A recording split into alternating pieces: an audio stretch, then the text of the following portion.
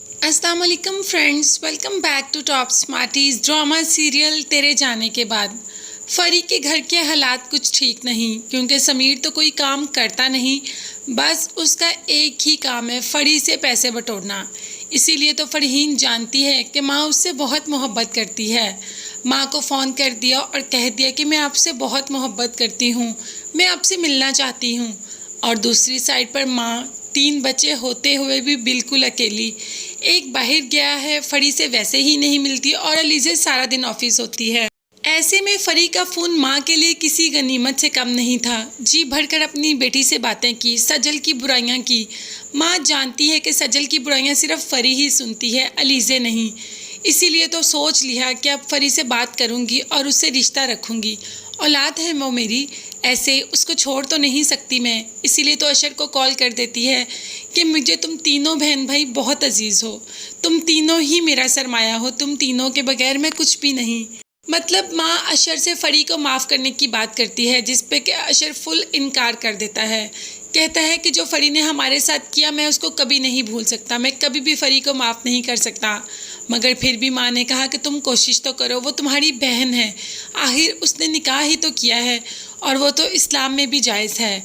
यहाँ पर अगर बात करें सजल की, तो सजल भी अशर को समझाती है कि आप फरी आपी को माफ़ कर दें। सौलिया आंटी उन्हें याद कर कर के बीमार रहती हैं, ऐसे आप भी यहाँ पर परेशान रहते हैं।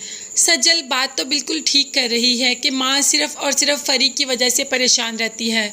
फरी भी पास नहीं और अशर भी पास नहीं, इन दोनों बच्चों के बहुत करीब थी माँ।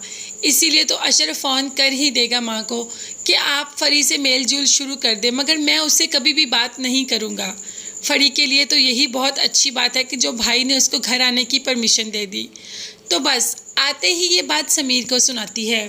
समीर जो कि सदा का लालची, समीर को कह देती है कि समीर मैंने अम्मी को शीशे में उतार लिया, अब हमें उस घर में जाकर रहने से कोई भी नहीं रोक सकता।